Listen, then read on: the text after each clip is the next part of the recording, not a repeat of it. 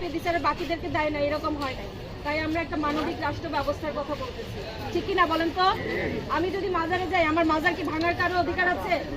আমার মন্দির ভাঙার কারো অধিকার আছে? আমি বাউল হলে আমার কি গান বন্ধ করে দেওয়ার অধিকার আছে? না।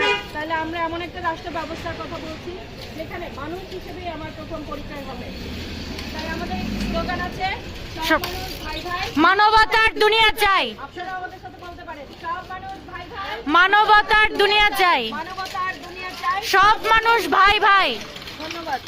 আপনারা দোয়া করবেন আমার জন্য। এবং আমাদের বিশ্বাস চাপিয়ে দিচ্ছে আর বাকিদেরকে দেয় না, এরকম হয় নাই। তাই আমরা একটা মানবিক রাষ্ট্র ব্যবস্থার কথা বলতেছি, ঠিক কিনা বলেন তো?